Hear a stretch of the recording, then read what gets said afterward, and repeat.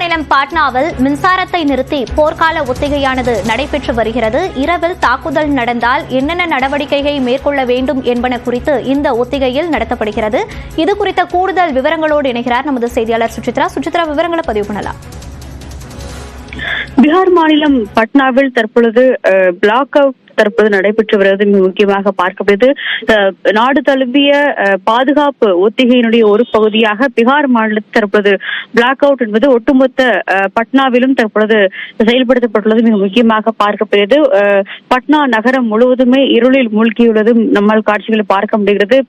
முதல்வருடைய இல்லம், அலுவலகம் மற்றும் ராஜ்பவன், ஆளுநர் மாளிகை உள்ளிட்ட அனைத்து இடங்களுமே தற்பொழுது இருளில் மூழ்கியுள்ளதை நம்மால் பார்க்க முடிகிறது. சுமார் 15 நிமிடங்கள் முதல் 20 நிமிடங்கள் வரை இந்த பிளாக் அவுட் என்பது நடத்தப்படும் என்றும் பாதுகாப்பு ஒத்திகையினுடைய ஒரு பகுதியாக இது நடத்தப்பட்டுள்ளது என்பது மிக முக்கியமாக பார்க்கப்படுகிறது. அதாவது குறிப்பாக இரவு நேரங்களில் போர் தாக்குதல் என்பது வழக்கமாக நடைபெறுவதன் காரணமாக அந்த நேரங்களில் என்னென்ன செயல்பாடுகளை மக்கள் செய்ய வேண்டும், மின் இணைப்புகளை துண்டிப்பது, தொலைத்தொடர்புகளை துண்டிப்பது தொடர்பான பல்வேறு ஒத்திகைகள் என்பது இன்று நாடு முழுவதும் பல்வேறு இடங்களில் நடத்தப்பட்டு வரும் நிலை தற்பொழுது பட்னாவில் இந்த ஒரு ஒத்திகை என்பது நடைபெற்றுள்ளது. பிளாக் அவுட் என்பது ஒட்டுமொத்தமாக பட்னா நகரம் முழுவதுமே செயல்படுத்தப்பட்டு ஒரு விளக்கு கூட எரியாமல் இருப்பதற்கான ஒரு நடவடிக்கைகளையும் அதிகாரிகள் மேற்கொண்டுள்ளார்கள்.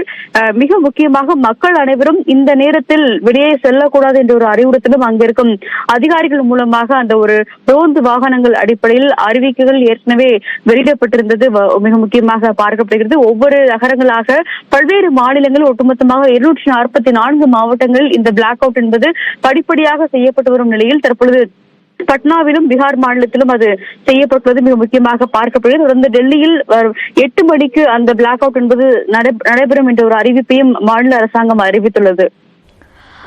சுசித்ரா, 244 இடங்களிலுமே இந்த ஒத்திகையானது இன்று நடைபெற்று முடிந்துவிட்டதா?